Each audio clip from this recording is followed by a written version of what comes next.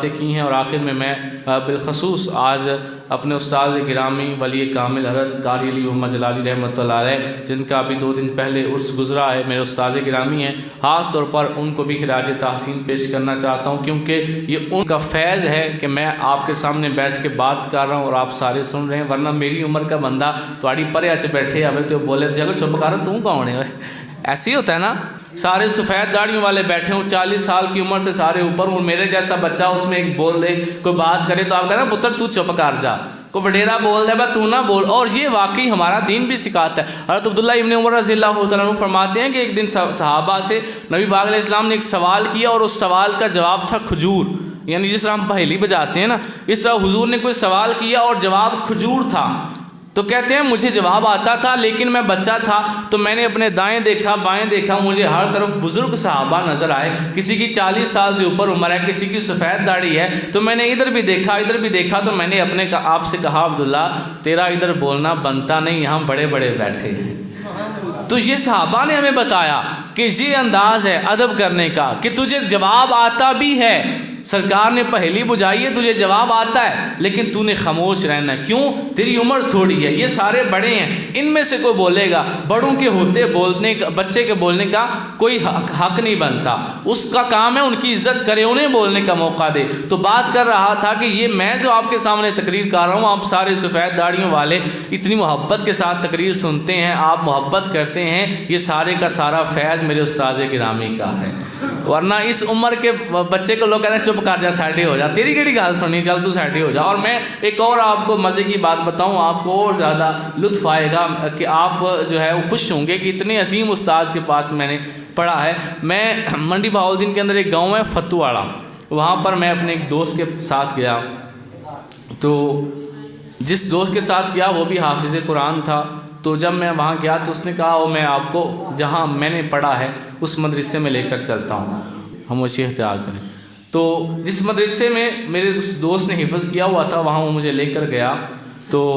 اب آپ میں سے اگر کوئی مدرسے کا ماحول جانتا ہے تو میں اسے بتاتا ہوں کہ مدرسے میں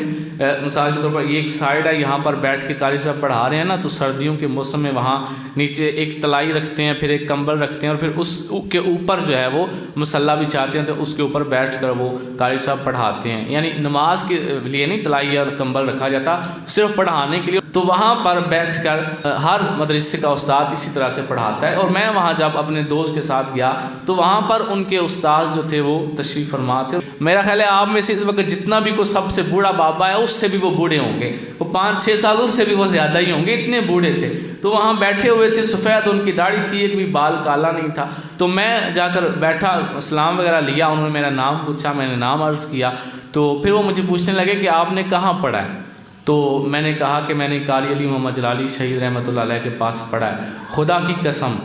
مسجد میں باوضو ممبر پہ بیٹھا ہوں، جس بابے کا میں نے آپ کو ابھی بتایا کہ جو اتنا بڑا قاری قرآن ہے، جس کی داڑھی سفید ہو گئی، اتنے سال اس بندے کو پڑھاتے ہوئے ہو گئے، اور میں اس کے سامنے ایک چھوٹا سا بچہ ہوں۔ جیسے ہی انہوں نے میرے استاد گرامی کا نام لیا، اس مسند سے نیچے اترے اور مجھے کہنے لگے پھر ایتھے آ کے بہو۔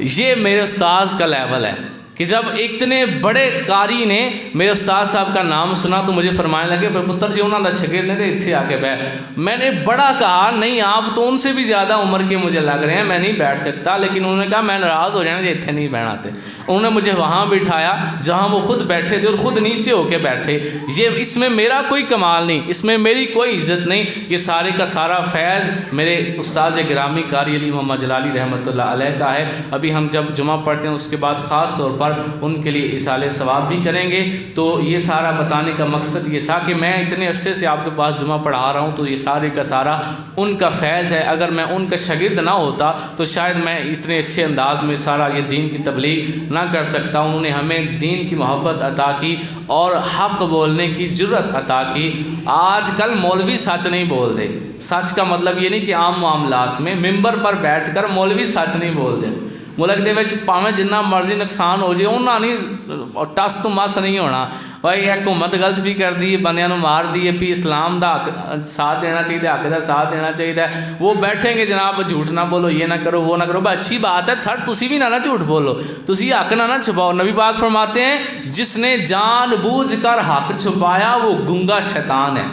جو جان بوجھ کر حق چھپائے، تو یہ حق چھپانا ہی ہے نا۔ ملک میں اتنا سارا کچھ ہو رہا اور بندہ آ کر جو ہے وہ کسی اور موضوع پر خطبہ دے رہا ہو، بندے کا حق بنتا ہے حق بولے، سچ بتائے کہ اس وقت جو ملک میں چل رہا ہے وہ کیا ہے اور کیا ہونا چاہیے اور کیا نہیں ہونا چاہیے۔ تو یہ سارا کچھ ہمیں ہمارے استاد گرامی نے نڈر بنایا کہ خیر ہے ایک سیٹ چلی جائے گی، ہمیں ہماری مسجد سے نکال دیا جائے گا، کچھ نہیں ہوگا، کل جنت سے تو نہیں نکالا جائے گا۔ اللہ کہے گا سچ بولتا تھا، حق کا ساتھ دیتا تھا۔ تو یہ ساری چیزیں انہوں نے سکھائیں۔ اللہ تعالیٰ ان کے جو ہے وہ کروڑ درجات کے اندر مزید بلندی عطا فرمائے۔